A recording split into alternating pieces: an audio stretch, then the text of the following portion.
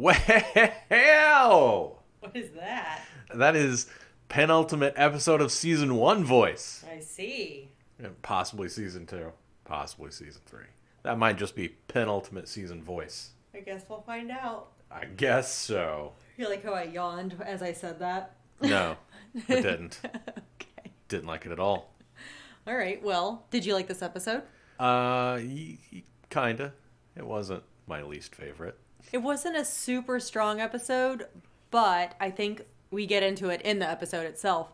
But I think they did a lot with starting out with so little. Yes. Speaking of least favorite episodes, after the finale, we are going to do a season wrap-up episode. Yes. So you get to hear what our favorite episodes were, our least favorite episodes were.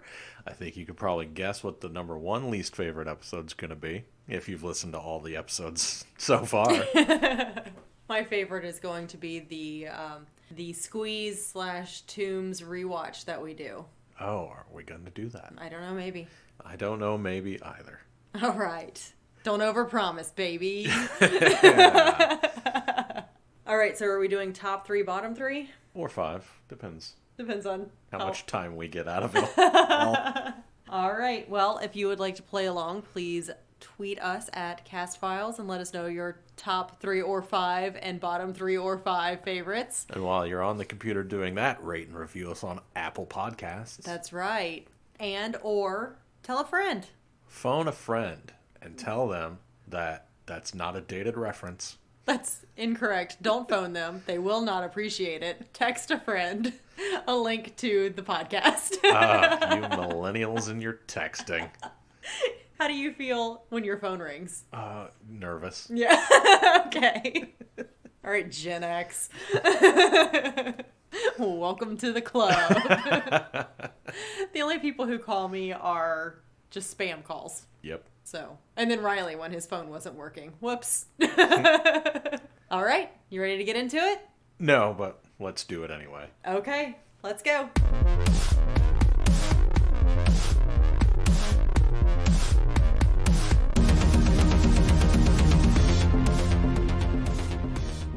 Greetings, listeners, domestic, international, and extraterrestrial. I am Dave Reed. And I'm Kristen Riley. And we can't waste any time because we dragged it out last time and it went too long, and now we have to go really fast. Oh. Yes, I'm a nerd who somehow never seen the X-Files. And I watched it when it originally aired. The Cast Files is it's something. The Cast Files is something that I've said 23 times so far and cannot remember off the top of my head. The Cast Files is a podcast where we watch and stop laughing at me. You're throwing me off with your energy. Your fake energy. Your fake vibe is killing me, man. The Cast Files is a podcast where we are watching and discussing every episode of The X-Files, spoiler-free.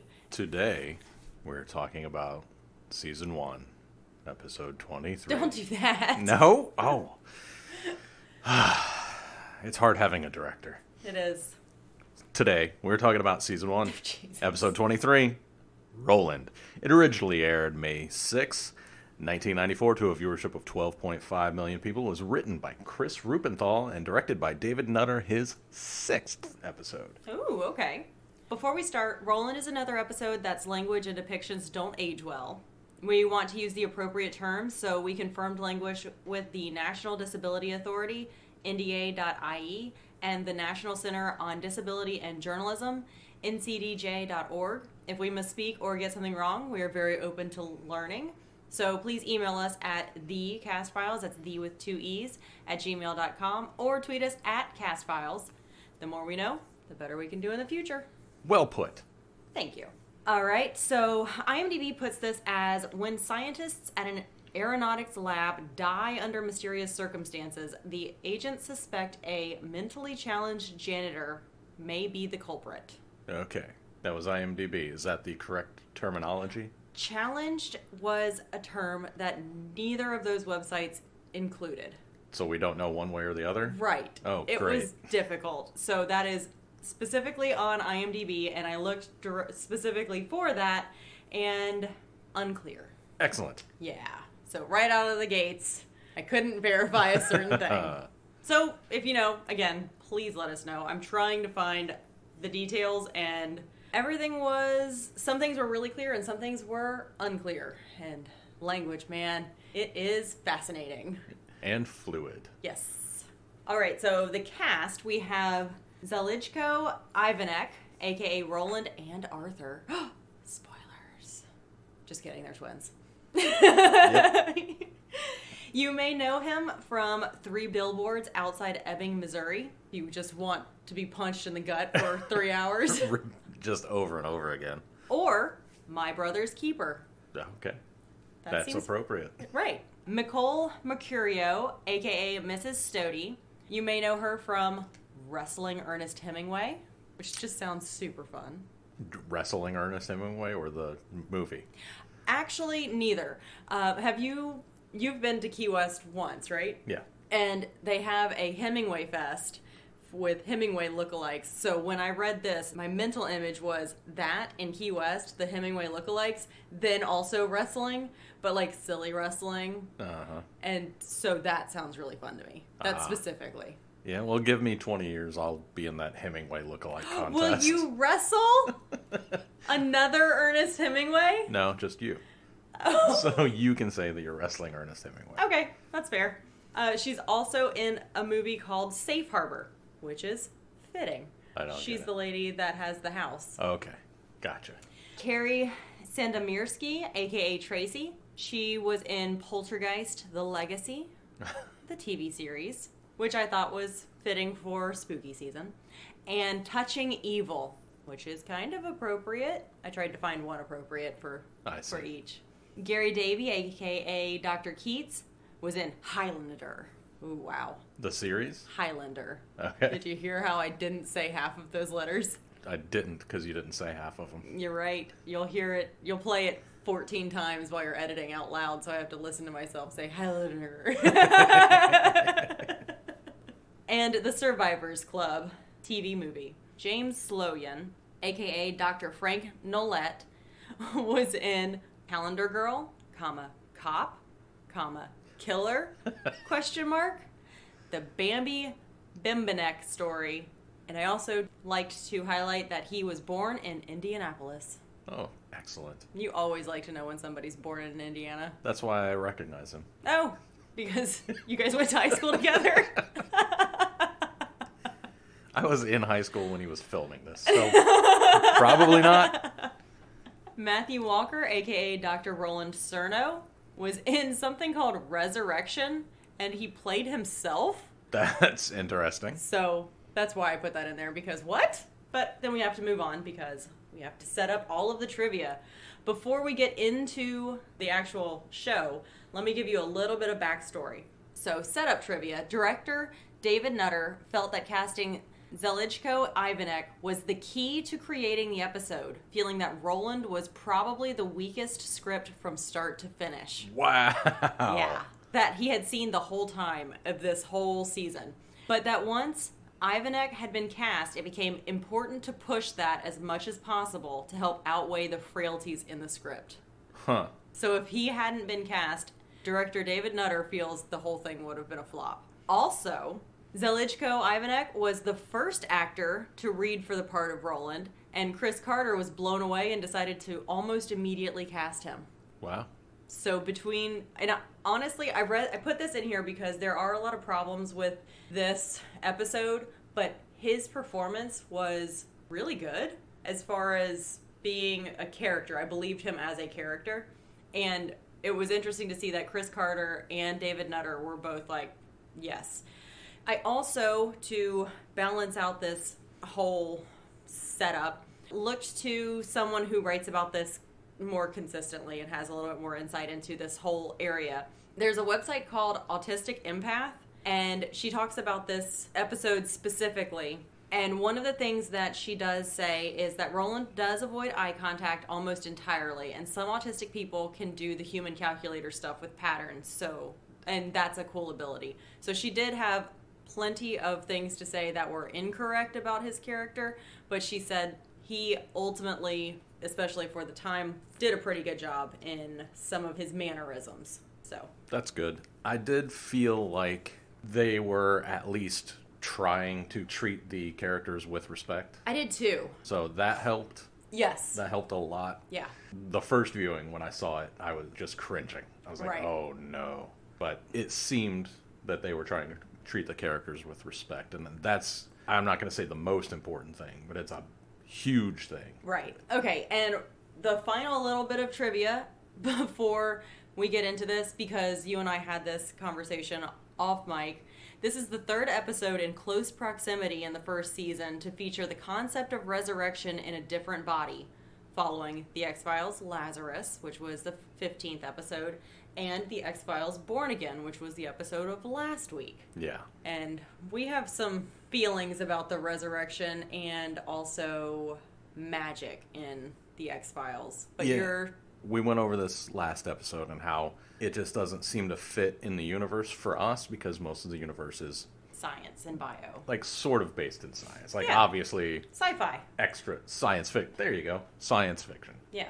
Not fantasy. Right. Where this stuff goes into the fantasy realm. So going into the second viewing of this, I decided, okay, I'm just going to have to accept that the fantasy stuff is part of this universe. Clearly, it's going to be around often enough that we're going to have to just put that in our heads, that the fantasy aspect is part of this universe. So after I did that, the second viewing of this was not as brutal. Okay. So I think going forward, I'm going to be able to go along with... Sci-fi fantasy instead of strictly sci-fi? Yeah. Okay. That's just a helpful hint for myself and you. Yes. Okay. So let's get into it. We start off at the Mahan Propulsion Laboratory, the Washington Institute of Technology in Colson, Washington. The janitor, Roland, is pushing the cleanest broom I have ever seen. Do you see how clean that broom was? No, I was not watching the broom. Oh my goodness.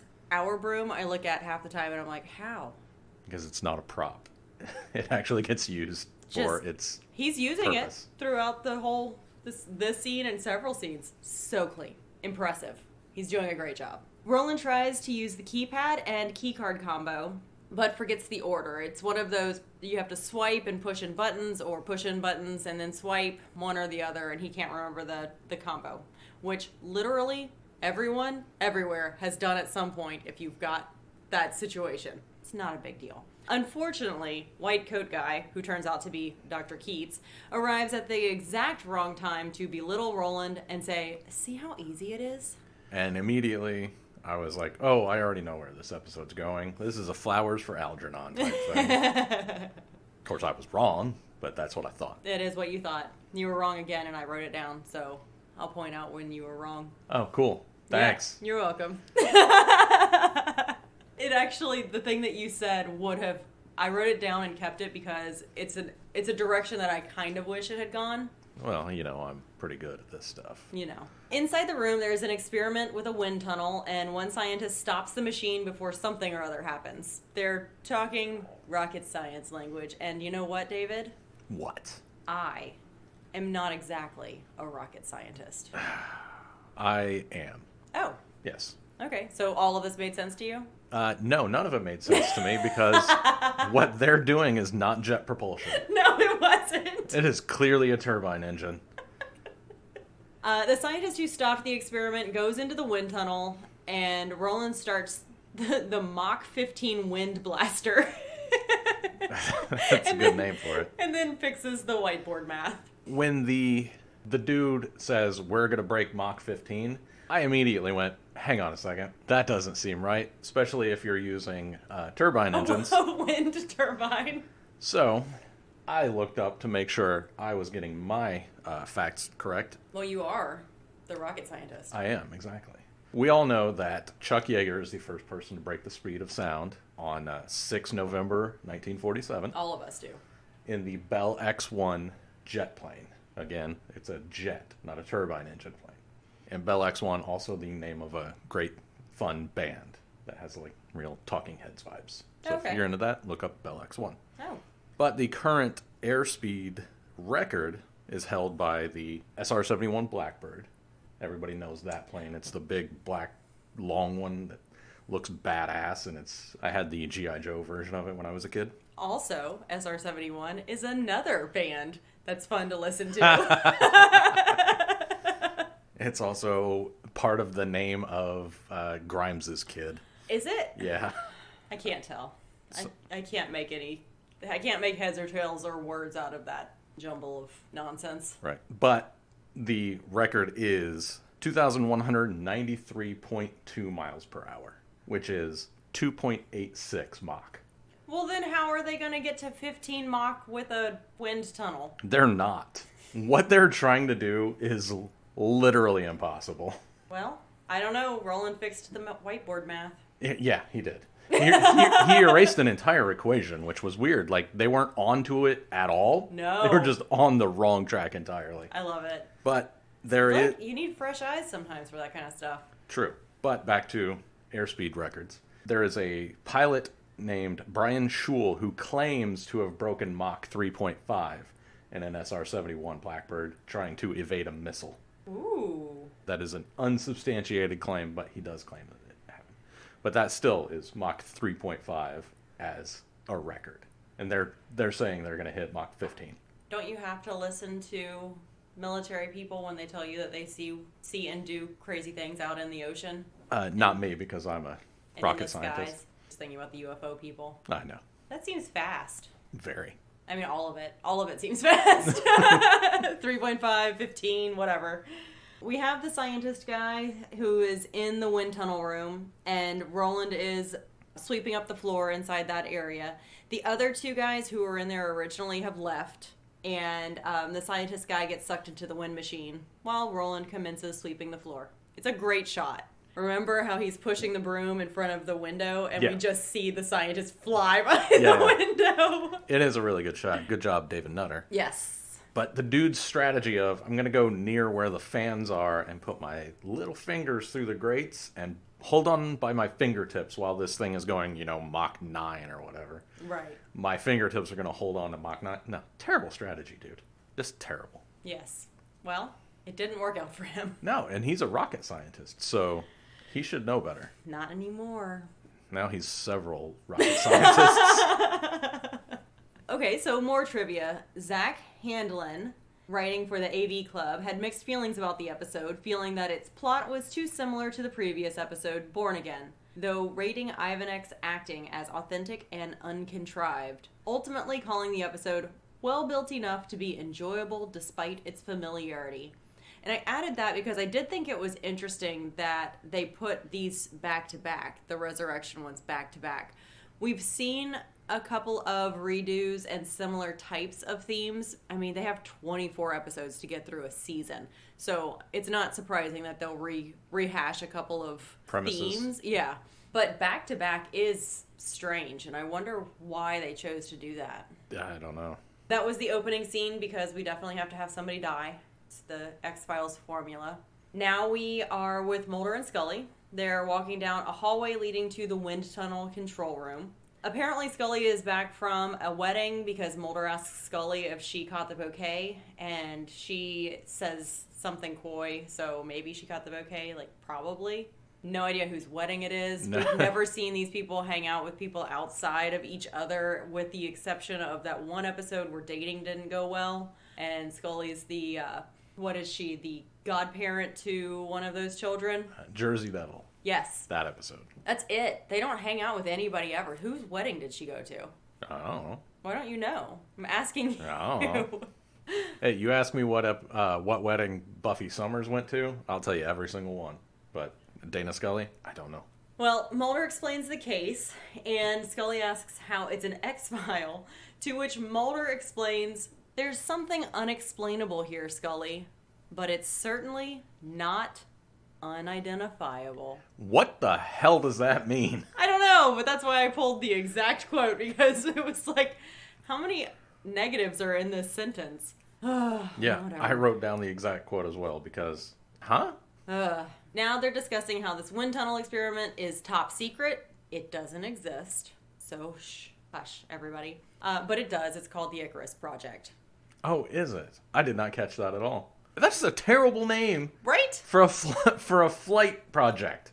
Yeah, it is. Dr. Keats, and I just wrote man. So, Dr. Keats, generic man, and the agents talk about how the door can only be closed or opened from the outside with a computer. So obviously he got stuck in there because somebody closed him in.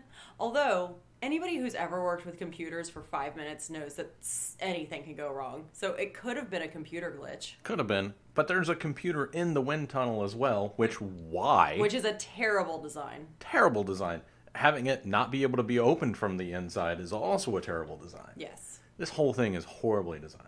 Which is why they called it the Icarus Project, because it's going to fail. Okay. That makes a lot of sense now. So they're saying, how did he get stuck in the wind tunnel, etc. Mulder wanders away, as usual. He didn't go far. He just went over to the whiteboard. He's always leaving in the middle of people talking about the case. He's just like, I already know. So he's really bad at paying attention during his job. Isn't the FBI's job to pay attention to the details? I think the FBI's job is to squash any leftist movement in this country. Isn't the FBI's job on TV Okay. to pay attention to the details? All right. TV FBI. Because you're right, yes. All right. So what does he get distracted by? None other but whiteboard math. Handwriting analysis. Yes. And he eyeballs it really well, because I couldn't have picked that out. It all looked like scribbling to me. You couldn't tell that it was different? It all looked like scribbling to me. It was exaggerated. I was like, I can see that, Mulder. So I guess, you know what? Mulder and me, we're back in it, baby. Good job, you guys. Do you want to be Mulder or you be Mulder? I'll be Dr. Keats and Dr. Nolette. Because they both suck. All right, Mulder. And now for Cast Files Theater. You see, the handwriting here doesn't seem to match any of the other handwriting on the board. I'm Dr. Keats. It isn't mine. Checking the folder. What about Roland Fuller? Now I'm Dr. Nolette. Roland's the, janitor. Well, according to the police report, he was the only other person here last night. Now I'm Dr. Keats again. Roland didn't do that. Now I'm Scully. How do you know? Still Dr. Keats. Let's just say Roland isn't exactly a rocket scientist. That was Cast Files Theater. And then I punched Dr. Keats in the dick. Yes, because most people in that room, Dr. Keats, aren't rocket scientists. You're literally working on a turbine engine, not a rocket. You know what? You are not currently a rocket scientist. You're not a rocket scientist either. And if you don't know the difference between a rocket engine and a turbine engine, you don't belong in that room at all. Nope. So now we go to the Heritage Halfway House in Colson, Washington. Roland is licking and applying adhesive stars to a poster that has Tracy written on it. He pushes it across the table to Tracy. This is a lovely scene between Tracy and Roland. They're doing crafts at a table, generally enjoying each other's company. I thought it was very sweet and just calm. It just felt like a great Sunday afternoon. Yeah. The agents show up and ruin it.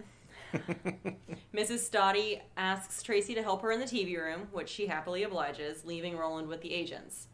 They do a lame Rain Man scenario, and from the Autistic Empath website, I have a little bit from this. Mulder is the first to mention autism in connection with Roland, and he does so because Roland counted the stars on Scully's scarf at a glance. 6 years post Rain Man, that's still shorthand. Scully underscores it by saying that savants behave only as human calculators. They can't tell you the meaning of a number. Woof. Yeah. Scully has a lot of issues with ableism. She does. After a few questions, Roland has a flash of memory or foreshadowing. It's early, so we aren't 100% yet what is happening, and becomes agitated. Mrs. Stoddy calls to Roland, asking if he's okay. She asks the agents what they did to upset Roland. No one answers, but Mulder does steal Roland's art. No one says anything. Do you notice how no one says anything? Answer the lady. Well, Mulder did do one of these. Ugh. Mulder. We'll come back to him. He's further in this episode. We see him again. Oh. Wow. This is the scene where you said, oh no, he's being controlled by aliens. And did I? Yeah. And I wrote, he isn't. But I kept that in because that would have been great. We haven't had an alien episode in how long? It's been forever. It really has been. Yeah. So the alien arc is really wildly spread out for a show that we are billed to believe is about aliens and cryptids. But we did get tombs. I'm assuming tombs is a cryptid. Yeah, episode 17. Jeez. Well, maybe next time. Do you have anything to say about this particular scene? No, not this one. All right, so now we go to the FBI regional headquarters. We're in Seattle, Washington now. The agents go to speak to a handwriting analyst, so more handwriting. It's not Roland. I mean, it is. We saw him, but it's also not Roland. And Scully says it couldn't be because Roland's IQ is 70. First and foremost, I miss Henderson. Yes. The handwriting expert from earlier this season. The sexual innuendo, wink, wink, nudge, nudge. I liked her. She was fun. Setting the young bucks on their rightful path. Hell yeah. And second of all, sigh. Mentioning IQ. I can't remember. In 1994, were we still thinking that IQ was a real thing? Well, I have a bit about it because it's a real thing, but it's problematic. So... It's not a real thing. Well, I'll get into it in a minute. Anything besides IQ for this? Because I'm going to go into the IQ science corner here in a bit. Okay, so back to the autistic empath. Roland is referred to as having an IQ of 70, which was common for autistic people for a long time because it's very hard to test someone who is nonverbal or just unresponsive. He obviously doesn't have some kind of cognitive impairment, and he's said to be mentally challenged. Oh, I'm sorry. He obviously does have some kind of mental impairment, and he's said to be mentally challenged. That was very politically correct language in the 1990s, so good job, you guys. You guys isn't even correct. Ugh. Y'all. There we go. There's been some progress in IQ testing for nonverbal people since then that allows for a more accurate IQ score. All right, so now we go into Science Corner. Science Corner with Kristen. The problem with IQ scores. So I pulled two separate things, and there's a lot to be discerned from this. There's a lot of content around this, studies, papers, science, everything. But I didn't want to just make this whole episode about IQ scores because it's a departure. But because they did bring it up, one source I have is from Discover Magazine, Do IQ Tests Actually Measure Intelligence? By Allison Witten. She published this on July 1st, 2020. And so here's just an excerpt from that article. IQ tests are a tool, and they can be used to promote human well-being or to contribute to human misery, says Stefan C. Dombrowski, a psychologist at Rider University in New Jersey. IQ tests have a dark history of being used to discriminate against racial and ethnic groups, and ultimately led to the forced sterilization of thousands of people during the eugenics movement. Dombrowski studies the validity of IQ tests using vigorous statistical techniques. He says IQ tests have meaning and are valid measures of intelligence when they are interpreted correctly. So there's a lot of room for error here.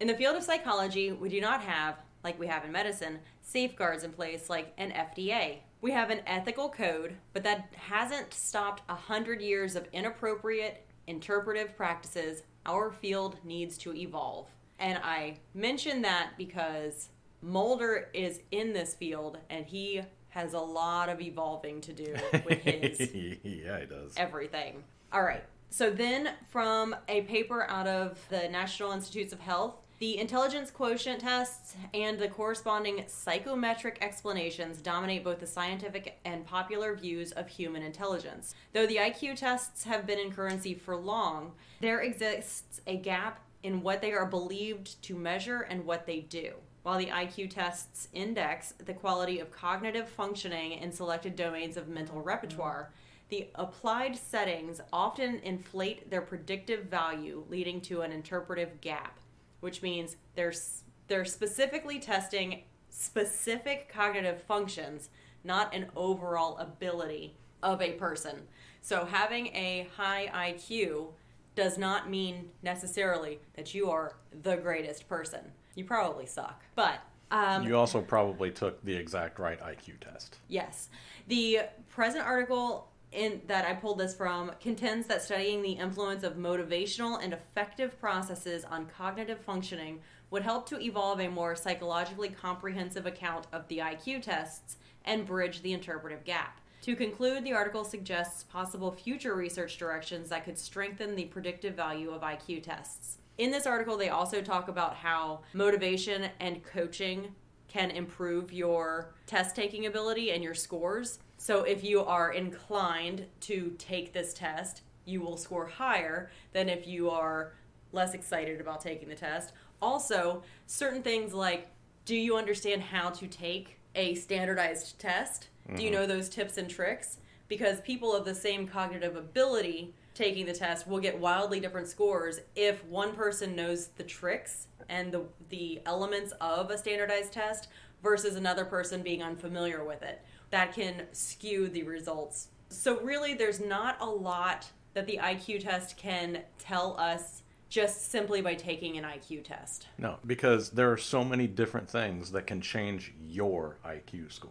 Your IQ is not a static thing. Your Right. IQ, you can change it by studying for the test. Yes. Depending on what mood you're in, which makes it complete bunk. Totally. Well, yes. It puts it in the same... So this guy's trying to justify using IQ for stuff. He's saying, yes, it's flawed, but it has its merits. And if you buy my book about it... Nobody's selling a book. No, not in that article yet, but that's how he comes across. Well, these are two different articles, so whoever wrote this was a different person than the other thing. That's fine. Okay. But if something is that deeply flawed fundamentally, justifying it in any way you have an agenda. It's like chiropractic. Oh my gosh. Exactly. Anybody who's justifying chiropractic is a chiropractor or somebody who believes chiropractics is helping them. If you guys don't know about the origins of chiropractic, Oh, look it up. There's a great dollop about it. yes. Go listen to that dollop. Yes. Super fun. Oh, and a Behind the Bastards. And you know what? Perfect for spooky season. Hello there. Are you looking for your new favorite true crime podcast? Well, I'm Kita. And I'm Sally, and we are the co-hosts of Homicide Worldwide podcast. We are two human females who like to talk about murder. Every week, we get together and we talk about the details, the psychology, and of course, some good smack talk. Join us every Friday for a new episode of Homicide Worldwide. All right. Back to the X-Files. We are in the Mayhem Propulsion Laboratory, building 214. I'm just going to read what happens in this scene because it's... I pulled this from the X-Files archive site that I reference a lot because they're doing some great work. Keats is working in the laboratory. He is listening to music through headphones as he sits at a terminal. The door to the lab opens and Roland enters. He sneaks up on Keats from behind and smashes his coffee cup over his head. He then drags the unconscious Keats over to a large container of liquid nitrogen and takes off the lid. Wearing cryogenic gloves, he grabs Keats and tries to put his head down into the liquid nitrogen. Keats revives and struggles, but Roland grabs his hair and forces his head down into it. Seconds later, he lifts his frozen head out of the container and throws his body to the side. There is a shattering noise. As Roland walks away, there are pieces of Keats's head on the floor. Roland steps on what looks like an ear, and there is sound of typing on a keyboard. I can't tell if this would be a horrible way to go or pretty quick. Your nerves would just be frozen so fast. I don't know. Maybe it wouldn't be that painful for that long. I don't know. Either way, the quote-unquote tape outline of the body is fantastic. Yes, I get to that in the next scene because there's a little bit more in this. So again, from the autistic empath, just to address the pink elephant in this episode. I don't know why she chose pink. This story does perpetuate the dangerous, she uses the R word and I'm not going to say it, idea that was prevalent in pop culture of the time. I really think it's still prevalent. I don't know what. The dangerous. Oh, that's in quotes. That's why I didn't understand what you were talking about. The quote, dangerous R word. Yeah. Okay. Idea that was prevalent in pop culture of the time. Roland is shown to be very strong and brutal when he kills. Even the fact that he's not in control when he hurts people just plays into the, quote, out of control crazy person, unquote, idea. The 1990s were not a great time for people with disabilities. This blew my mind.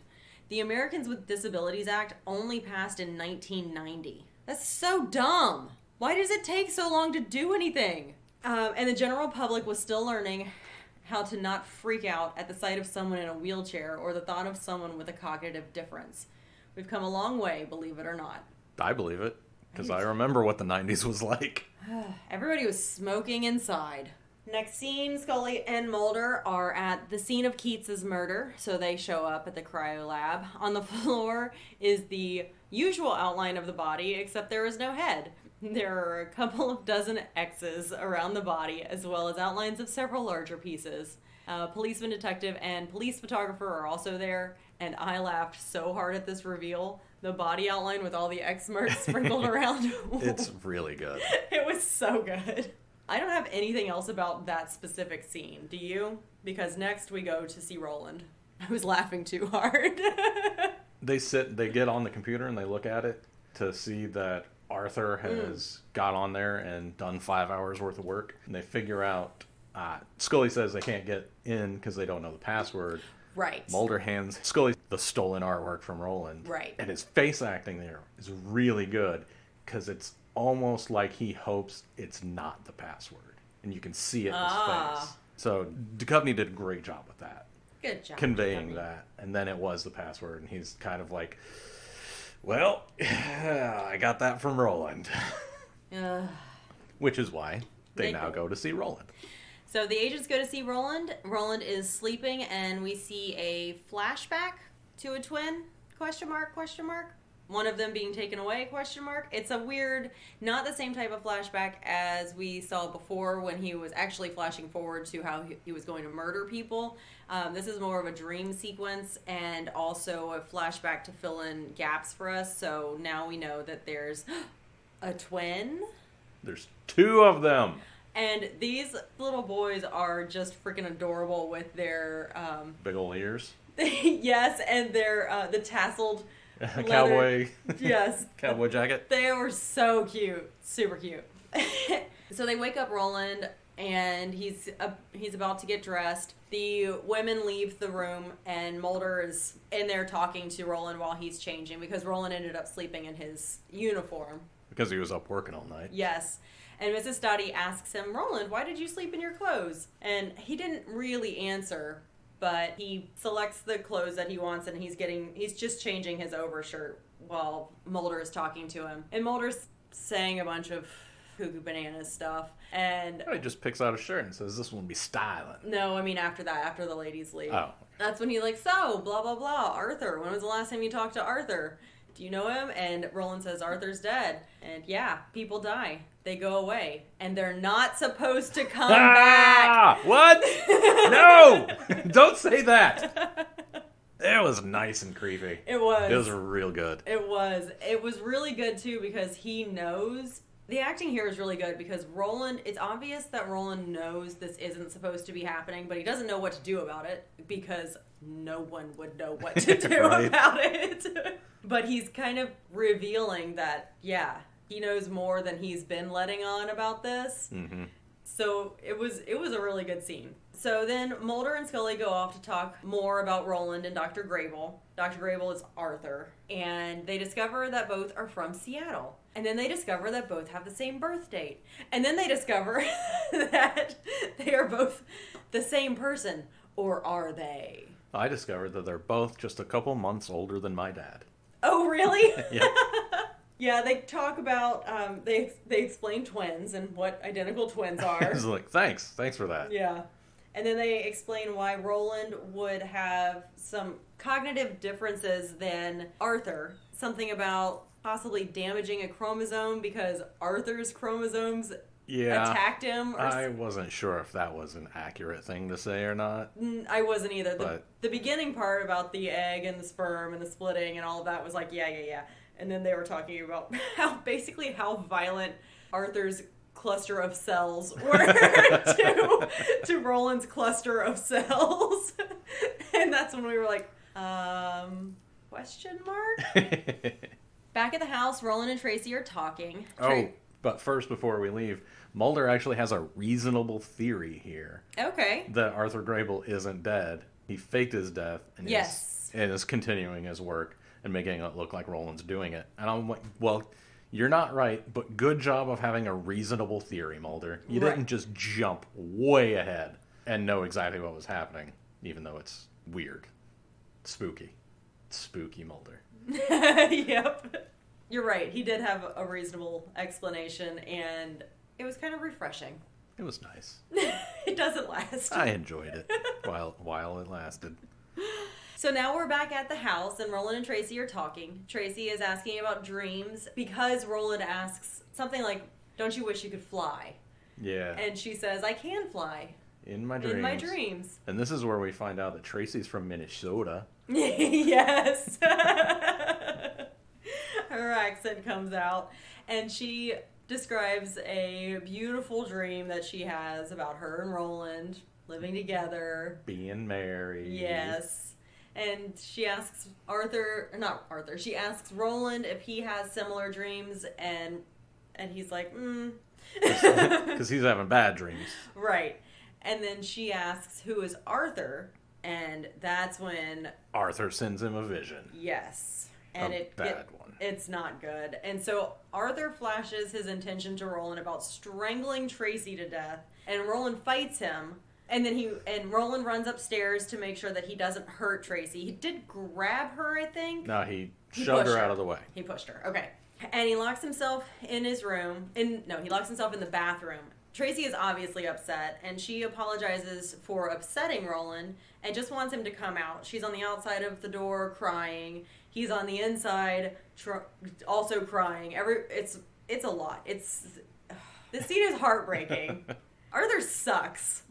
Yeah, he does. Do not like Arthur. These two were just crafting and talking about dreams and having a fine day, and Arthur has to go and ruin it. So Roland is crying and trying to keep his body away from Tracy because he doesn't want to hurt her. And as she's apologizing through the door and saying, "Let's just come out, because she's trying to fix the situation, Roland says, "Go away, I don't want to hurt you." Ugh. And it's got to be terrifying to have your body feel like your body's not your own. Yeah, I imagine so. Oh, heartbreaking. So next we are with Mulder and Scully in Nolet's office. Mulder points to a photo showing some hippie students in an office. There's a Volkswagen behind them. They have a discussion, but the gist of this discussion is that Arthur was an asshole.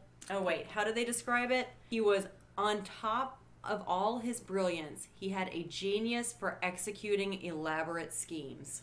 Yeah, he was a prankster, and I don't see why that makes him an a-hole. He's an asshole. I don't think so. You don't think Arthur's an asshole? Okay, I do at this point. I didn't before that. Before he died, yeah, being good at pranks doesn't make you an a-hole. Who do you know who does pranks? Who do I know? Period. I don't know anybody anymore. Well, that's why you don't know that people who do pranks are generally a-holes. You know what I would like to do?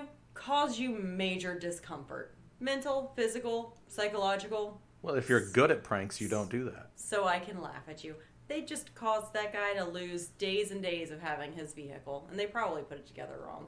You know what? That's funny, though. Is it? Yeah. Oh, are you an a-hole too? No, I am a saint. I am... Okay, I'm borderline a saint. My paperwork has not gone through yet. Because you're still alive. Well, no, they're going to make me a living saint. Oh! Once all the credentials are in. They were planning on making Mother Teresa a saint, and then all that stuff came out about her. All that stuff was old news, though. But nobody was listening when she was alive. Of course not. So what's going to come out about you? That I am the best at everything, and anyone who's better is either supernatural or cheating. So... And right there, that makes me a saint. I don't think that's the criteria. It sure is. It's the criteria for super religion. Oh, no. I didn't say what religion I'm going to be a saint of.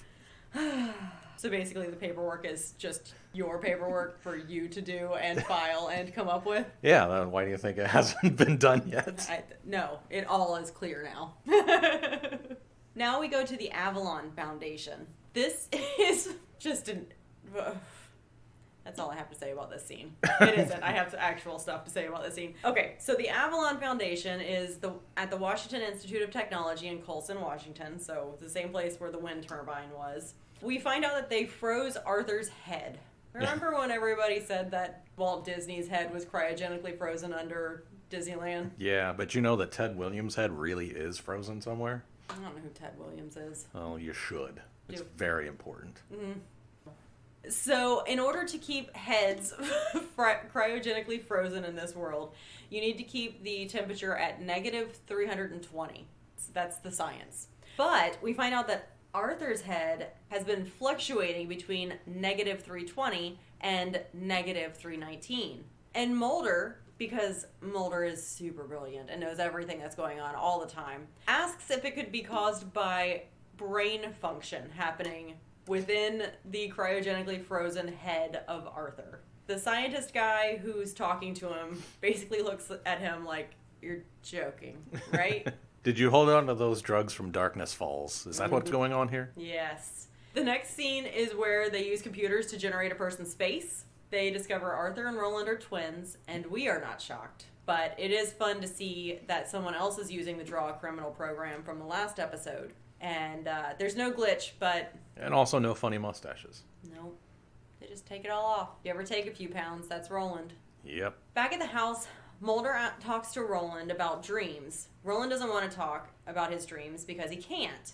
And then he says that he hit Tracy, and Mulder asks if his dreams made him hit Tracy. This is when Mulder has a great idea about using an electronic toy to show Roland that Roland is being controlled. An electronic UFO. It is, you're right. So Roland is controlling this UFO, showing Mulder how it works, and when Mulder says, this is what's happening to you, Roland handles it well, honestly, and just says, but who's controlling me? And I would have been like, you loser, what are you talking about? This might be the first scene where Mulder's shown compassion towards another human being. Oh, just wait. Seconds later, Mulder's standing there talking, and Roland has a flash and runs out of the room in a panic because of something else that Mulder said. And he and his soft skills need some work. He does show some compassion, or at least some neutrality in this world, and then he just goes and screws it up. Roland locks himself in the bathroom again and eventually jumps out the window, cutting himself on the glass shards. That's when everyone in the house runs around looking for him. Mulder goes outside to follow him. Tracy and Mrs. Stody are looking for him. It's a pretty intense scene. Obviously, Roland's not doing well. I don't know how he managed to break there's like, not bars, but some sort of reinforcement on the window that he just mangles. Yeah. I think it's that dangerous R-word trope. We go to the Mayhem Propulsion Laboratory. You remember what happens in this scene? What's his face? The last living doctor. Yep. Roland is typing on the computer. Oh, do you not? You don't have anything written down here. Okay, so it's time for a Dave Reed recap. Yes, I stopped. All right. Roland is typing on the computer, and now I am no longer a rocket scientist. I was stripped of my credentials during the podcast. Oh. Really unfortunate. It's slanderous, and I don't want to get into it right now.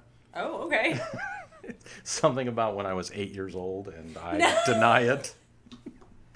I vehemently deny the allegations. Someone knocked on our door, and all of this happened without me noticing. So I'm no longer a rocket scientist, but I don't know how typing on a computer makes a turbine engine go faster, but somehow it does. Yes. And then the last living guy, I think it's Nolette. Nolette comes in with what's obviously a prop gun, because he's waving it around like it weighs like half an ounce. And he says, I know it's you, Arthur, and I'm going to kill you. And Arthur's like, it's my work. You can't take my work from me. He's very angry about this. Like, what was he going to do? He's dead. He's not going to... Nolette makes that point in a threatening way, but makes the point of, it wasn't doing you any good. We can still, like, make a scientific breakthrough here. But he does it in a crappy way. Right.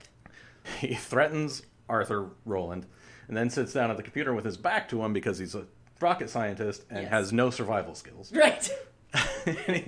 So Roland grabs a keyboard, clocks him over the head with it, and then we don't see him, but apparently he drags him into the wind tunnel room. Yeah. And locks it and starts the engine up. So he goes over to the mesh screen like the other guy to barely put his fingertips in to hold against Mach 15, which he's broken Mach 15 now. Yep. So... That's one of the goofs on IMDb. Oh, really? Is how he's sticking his fingers just barely in, yeah.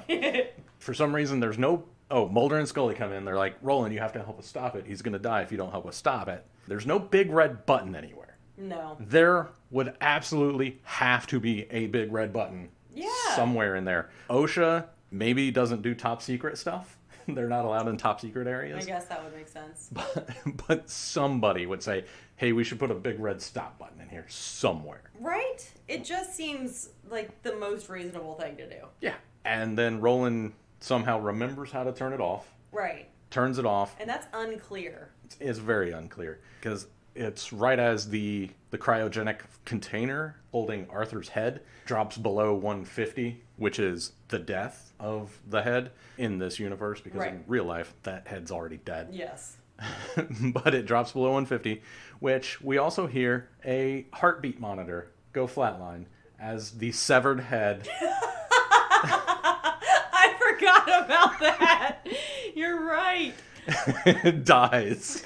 So that severed head no longer has a heartbeat. That's unfortunate. Yep. Oh, man. And then we see back at the home, Roland has to go away. They're talking to Mrs. Dottie? Mrs. Dottie. Mulder's saying, we're recommending that he come back here as soon as possible. They have to, find out why he's murdering a bunch of people. But we're going to recommend that he comes back as soon as possible. Tracy goes to Roland and says, please stay, please don't go. He's like, well, I have to. And then as he's walking away, he gives her his stars. Oh, it's so heartwarming because it's his most prized possession. Mm-hmm. They've made it very, very apparent that stars are Roland's favorite thing. Yep. And by giving his stars to Tracy, he's basically saying, you are also my favorite thing. Yep. Oh, so sweet. And she says, I love you. And he says, me too, which is an odd thing to say, but okay. It's allowed. I love me too. Who is he? Me? Right. Yes, that's why I was like, this is fine. So, and then he goes to brush his hair. Oh, yeah, and as he's brushing his hair, he looks in, because we've mentioned at the beginning, he's not making eye contact as Roland with people. So we've gotten used to that mannerism.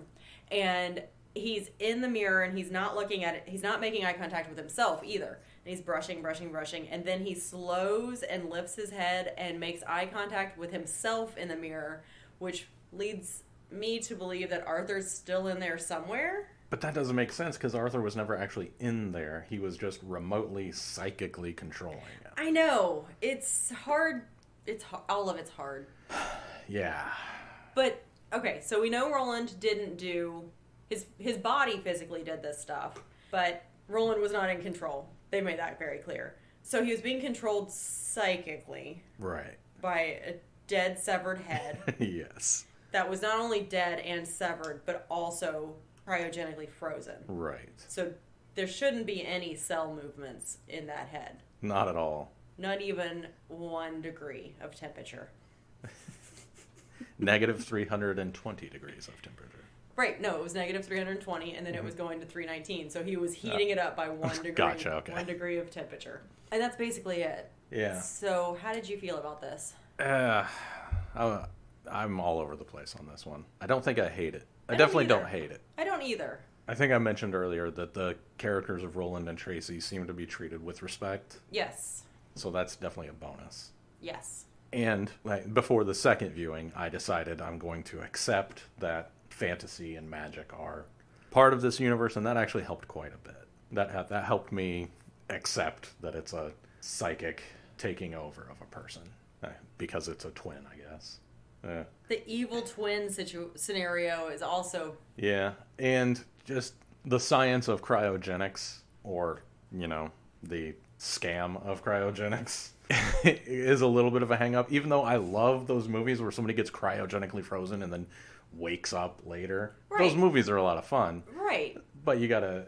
you suspend your disbelief because that's the world that they're showing us. Right. I don't know why I keep wanting to make the world of the X-Files realistic. More real than it actually is? Yeah.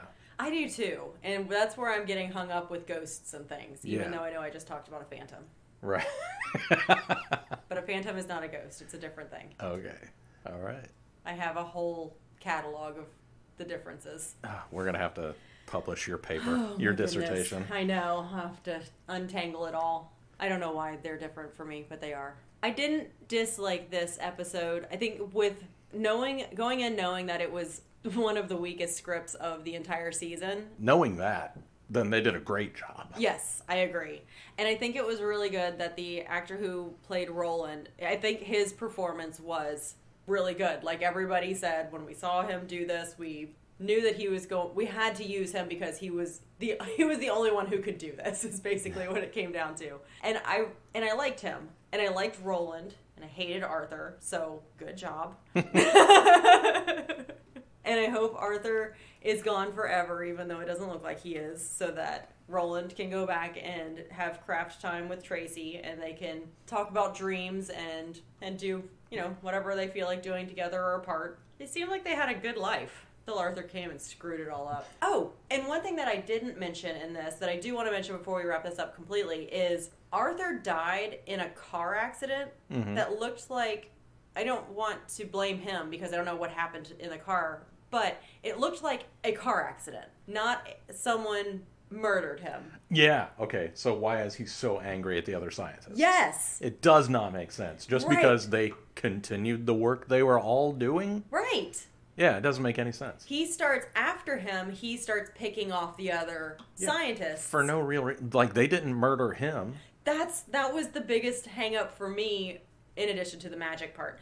But looking at that picture, it looked like he had a terrible, deadly car accident. There was no indication that it was sabotage. Right. There's no indication that anybody had it out for him and even was secretly hoping he would get into a car accident. They probably had their disagreements because this seems like a high-stress environment. Yeah, the one guy shut the thing down at the very beginning. Right. But he died in a horrible way that was not any of these other people's fault. And then he comes back... Murderous. Murderous. He doesn't have any good motivation to be murderous. No. I agree. I don't like that. I think if he did, I might have liked I didn't dislike the episode, but I might have liked the premise better.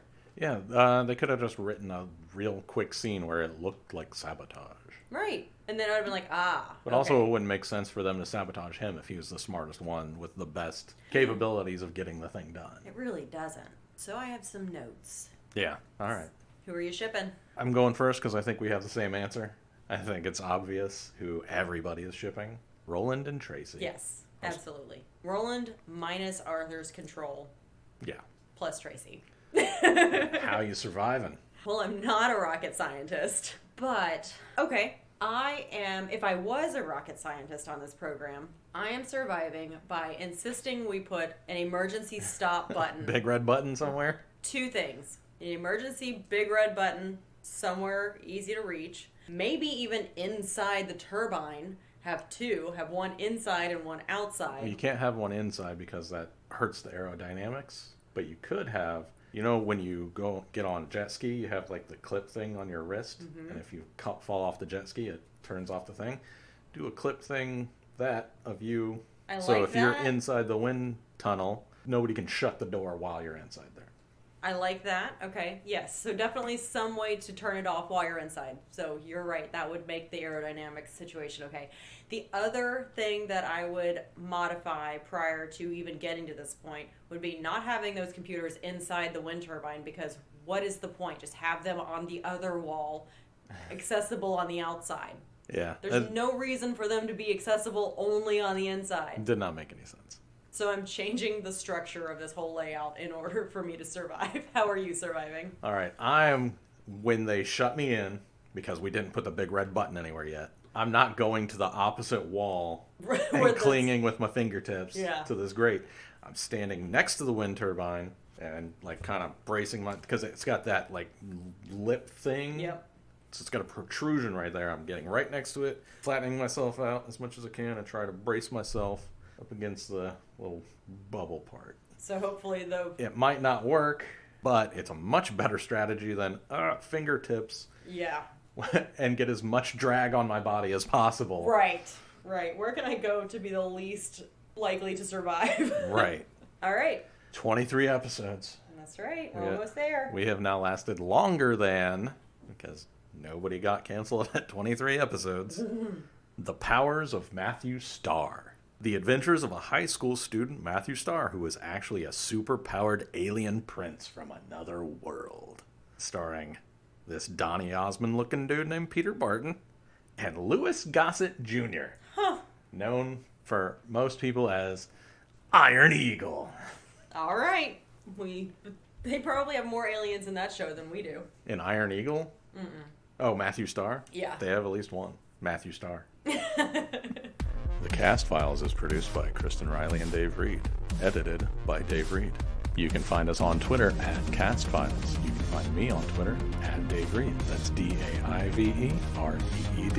You can email us at thecastfiles. That's the with 2 E's at gmail.com.